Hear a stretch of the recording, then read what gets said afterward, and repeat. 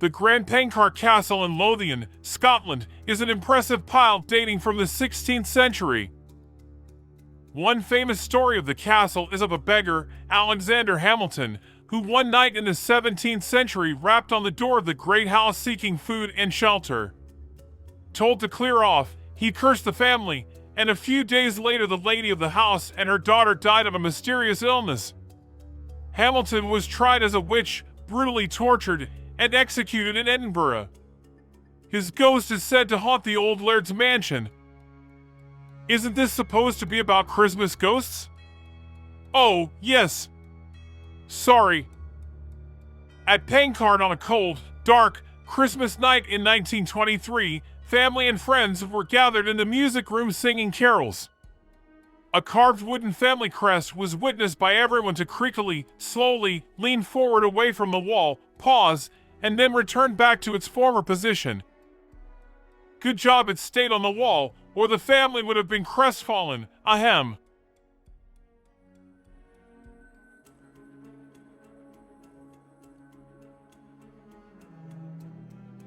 The Royals' famous Norfolk Bolthole was once described as the most comfortable house in England, but at Christmas time every year ghosts are supposed to lurk about the corridors of the vast Victorian residence. This is said to begin at Christmas Eve and last for a few weeks, and in the 20th century included tales of classic poltergeist activity in the servants' areas of the house, mysterious footsteps, self-closing doors, lights turning themselves on and off repeatedly. There was also said to be heavy breathing heard from empty rooms in service corridors and Christmas cards found to have moved unaccountably. At one point servants were refusing to enter certain rooms alone, and a sinister phantom sack that breathed was said to have been by one footman. Both King George V and King George VI died at Sandringham.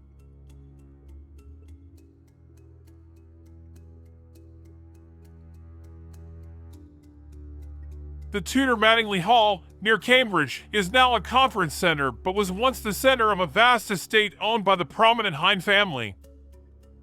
Sir Francis Hind was an MP during Elizabeth I's reign. When expanding the hall, he knocked down a church in the nearby village of Histon to provide building materials.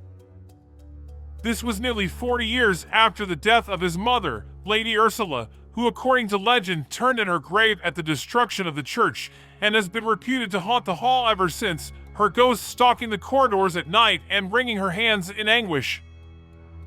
Every Christmas Eve the ghost of Lady Ursula is said to walk between the hall and the church, or what's left of it, in Histon, although nowadays she'd have to cross a motorway to get there.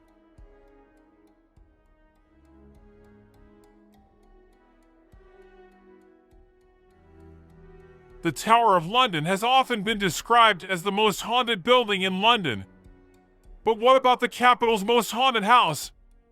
For many years, the macabre accolade belonged to 50 Berkeley Square, an imposing Georgian townhouse in upmarket Mayfair. In the 18th and 19th centuries, the Grand Gaff was linked to mysterious deaths, with residents and guests at the house apparently seeing ghosts and then being found dead, mouths and eyes agape with frozen terror. One such encounter with the killer ghosts occurred in 1887. It was Christmas Eve and two sailors, Blunden and Martin, were on leave in London. They trawled the gloomy, foggy streets that cold evening looking for lodgings. They happened upon 50 Berkeley Square and were pleased to find a room there for the night. The murderous haunted house had previously claimed a victim in the room in which they stayed. Blunden felt uneasy in the darkness and couldn't sleep. In the middle of the night, he frantically woke up Martin in time to see a dark specter looming towards them. Blunden went for a weapon and the apparition darted towards him. Meanwhile, bleary-eyed Martin escaped to the street and found a bobby on the beat. The Navy man returned to the house with the cop and, to their horror, they saw Blunden at the bottom of the stairs, dead. His neck was broken and his eyes and mouth were wide open, as though he had died from fear.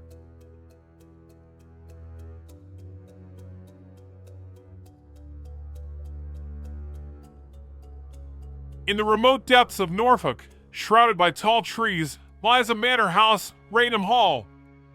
In the chilly December of 1835, The house was full of guests and residents for the Christmas season. Two of the party got a little more Yuletide spirit than they had bargained for one night. A Colonel Loftus and a Mr. Hawkins were engaged one evening in a long chess battle that went past midnight. On saying goodnight in the landing, the two men saw a strangely dressed woman standing by the bedroom door of the lady of the house. The woman appeared to be wearing a centuries-old brocade and coif, and after walking along the hallway a little way, vanished. When Colonel Loftus encountered the phantom another night, he darted after her, coming face to face with a ghost that resembled a noblewoman, but also unearthly, with a hellish glow emanating from her and no eyes. When the colonel told the owners of the hall about the apparition, far from laughing, they simply stated that he'd seen the famous Brown Lady of Raynham, witnessed by many others including author Captain Marryat. A famous 1936 photograph of the hall's grand staircase claims to show the notorious spectral lady.